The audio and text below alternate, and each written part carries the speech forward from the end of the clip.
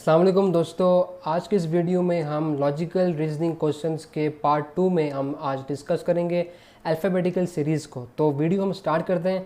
तो first of all जो कि अल्फ़ाबेटिकल सीरीज़ है वो अगर हम उसकी बात करें तो उसमें जो है ये इस तरह के क्वेश्चंस होते हैं जिसमें जो है वो लेटर्स के जो हैं वो सिंगल या फिर पेयर ग्रुप्स ऑफ लेटर के क्या होते हैं, सीक्वेंस होते हैं। ठीक हो गया।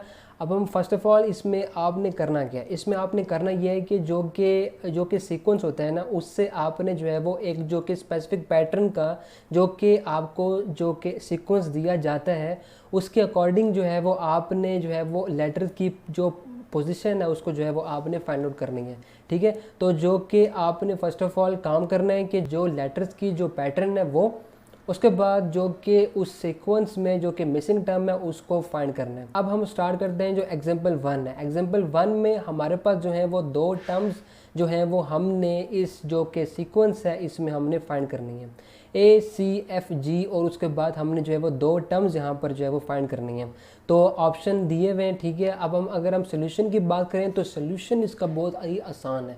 इसका ये है कि फ़र्स्ट ऑफ़ ऑल आपने देखना है कि जो फर्स्ट और सेकंड और थर्ड जो लेटर्स ऑफ सीक्वेंस हैं वो बेसिकली जो है वो 2, 3 और 4 स्टेप से जो है वो क्या हो रहे हैं, इंक्रीज़ हो रहे हैं। अब अगर हम बात करें इसमें तो अगर आप A से C की तरफ जाते हो तो B और C जो है वो दो लेटर्स से जो है वो +2 हो रहे हैं।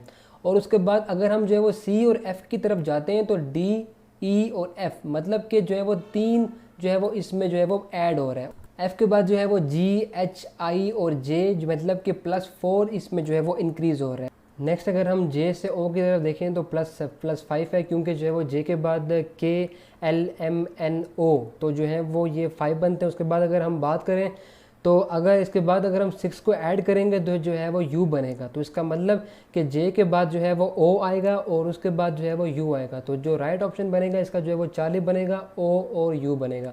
ठीक हो गया। तो ये जो है वो हमारे पास इसका जो है वो राइट ऑप्शन बनेगा। उसके बाद एग्जांपल नंबर 2 की बात करें तो उसमें यह है कि which term come next in the sequence. अब इसमें जो कि सीक्वेंस है जो कि फर्स्ट क्वेश्चन था उसमें जो है वो सिंगल अल्फ़ाबेट्स है, इसमें जो है वो डबल पेयर ऑफ अल्फ़ाबेट्स हैं। तो इसमें जो है वो AC है, उसके बाद जो है वो FH है, उसके बाद जो है वो KM है और उसके बाद जो है वो PR है।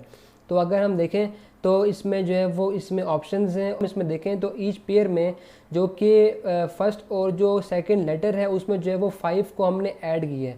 मतलब कि अगर हम एक देखें A और अगर हम F यहाँ देखें तो इसमें जो है वो 5 ऐड हुआ है। और इसी तरह अगर हम C और H को देखें तो यहाँ भी जो है वो क्या हो रहा है कि 5 ऐड हो रहा है। तो इसी तरह अगर हम बात करें आगे की तरफ के K और P की बात करें और M और R की तरफ देखें तो इसमें भी जो है वो 5 को हमने ऐड किया है। तो P में अगर हम +5 करें तो जो है वो U बनता है। अगर हम R में +5 करें तो जो है वो W बनता है। तो इसका मतलब कि UW जो होगा इसमें क्या होगा, इसका करेक्ट सीक्वेंस होगा।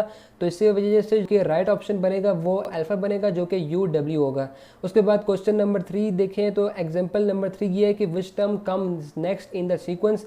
तो सीक्वेंस इसमें जो है वो क्या है, इसमें जो पेयर है उसमें जो है वो 3 लेटर्स गिवन है। तो YEB है और उसके बाद जो है वो WFD है, उसके बाद जो है वो UHG है और उसके बाद जो है SKI है। अब अगर हम इसमें सीक्वेंस की बात करें तो अगर हम फर्स्ट लेटर की बात करें ईच पेयर में तो इसमें अगर हम देखें Y के बाद W है और जो है वो W के बाद जो है वो U है और U के बाद जो है वो S आ रहा है। तो अगर हम बात करें कि ये जो है वो Y से पहले W में गया, इसका मतलब कि ये -2 हुआ।